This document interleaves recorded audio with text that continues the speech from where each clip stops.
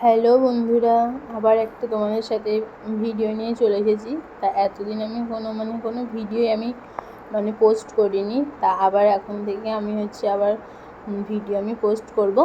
তা দেখো, আমি কোয়ার্টারে চলে এসেছি। আর কোয়ার্টারে এইটা আমার ফার্স্ট ভিডিও। এর আগে কোনো কোয়ার্টারে আমি ভিডিও তোমাদের সাথে শেয়ার করিনি। তা চলো আজকে ভিডিওটা বিকেল থেকে শুরু করছি। তাই এখানে আমি দেখাচ্ছিলাম যে এখানে এখনও 6:30 বাজে। আর এখনও আমাদের বাইরে কোয়ার্টারের বাইরে প্রচুর রোদ, সেটাই আমি এখন বলছিলাম।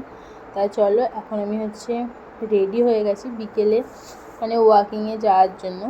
এটা আমি প্রতিদিনই এখানে একটা জায়গা আছে, ওখানে গিয়ে সবাই এমনি হাঁটাচলা করে। তা আমি ওখানে প্রতিদিন যাই কোয়ার্টারে। তা আস্তে আস্তে আমি সবই তোমাদের সাথে শেয়ার করব কোয়ার্টার। তা আজকে আমি বিকেল থেকে ভিডিওটা শুরু করছি। তা এরপর থেকে চেষ্টা করব যে পুরো দিনের ভিডিও দিতে। তা চলো,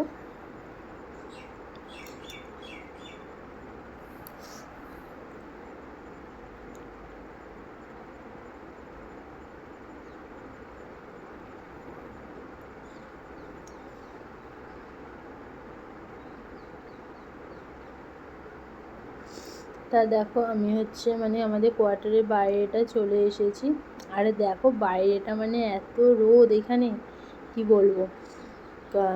আমাদের কোয়ার্টারের বাইরেটা ঠিক এই রকম একটা জায়গা। আর ওই দেখো পেছনে আমার কোয়ার্টারটা দেখা যাচ্ছে। তা আমাদের বাড়ি থেকে 2-3 মিনিট হাঁটলেই সেই জায়গাটা। তা সেখানেই আমি যাচ্ছি। আর আমি এখানে একা একাই যাই, কেউ যদি যায় তো তার সাথে যাই, নাহলে আমি একা একাই চলে যাই ওর জন্য। আর আমাদের কোয়ার্টারের সামনে একটা সুন্দর একটা মন্দির আছে। এই মন্দিরে সব এমনি পুজো টুজো দিতে আসে। আমি এখনও পর্যন্ত কোনো দিন আসিনি, তো পরে আসবো। তাই মন্দিরের পাশ থেকেই রাস্তাটা। আর দেখো আকাশে কত সুন্দর মেঘ। আর যেখানটা আছি সেই জায়গাটা এটা। তো এখানে সবাই এমনি হাঁটতে আসে, কেউ দৌড়াতে আসে। এটাকে আমরা বলি টায়ারবালি রোড। এই রোডটা অনেকটাই দূর, একটা এরকম সার্কেলের মতো। তা দেখো, আর আমি এখানে বলছিলাম যে ওই দূরে পাহাড় দেখা যাচ্ছে।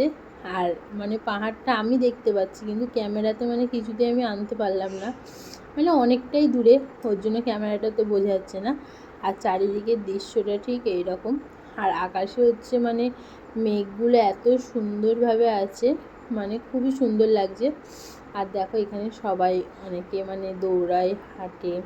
তা চলো আবার হেঁটে নেওয়ার পর আবার তোমাদের সাথে কথা হচ্ছে। তা দেখো আমার অনেকটাই হাঁটা হয়ে গেছে। এটাই আমি এখন লাস্ট পাক হাঁটছি। আর তোমাদের দাদাভাই ফোন করেছে, ও এখন বাড়িতে চলে এসেছে। তা দেখো আমার হাঁটা কমপ্লিট হয়ে গেছে।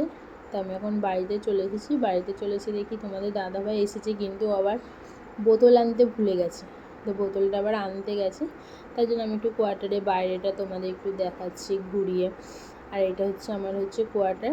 তা অন্য কোনো দিন কোয়ার্টারটা তোমাদের ঘুরিয়ে আমি দেখাবো। তা চলো, এখন আমি ফ্রেশ হয়ে, যেহেতু সন্ধে হয়ে গেছে, তাই আমি ভাবলাম যে তাহলে সন্ধে পুজোটা আমি দিয়েই দিই। তাই জন্য আমি এখন সন্ধে পুজোটা দিয়ে দিচ্ছি।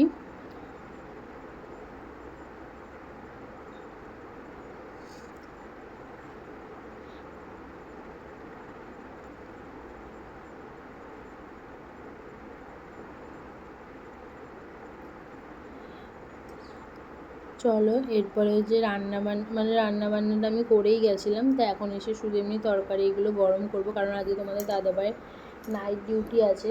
ও এখন আসবে, এসেই খেয়ে আবার চলে যাবে। তার জন্য আমি দেখছি সব তরকারি গরম করছি। আর যা যা কিছু যদি করতে হয় সেগুলো আমি করছি। তা বেশি না, অনেক কটা বাসন পড়েছিল, সেগুলোও ভাবলাম মেজে নিই। তার জন্য সেগুলো আমি এখন মেজে নিচ্ছি।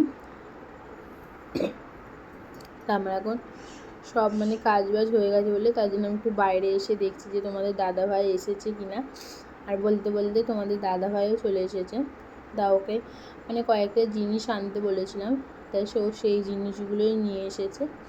তাই চলো, তারপর পরে আবার কথা হচ্ছে তোমাদের সাথে। আর এই স্কুটিটা ঢোকাতে এত সমস্যা, মানে দরজাটা এতটাই ছোট।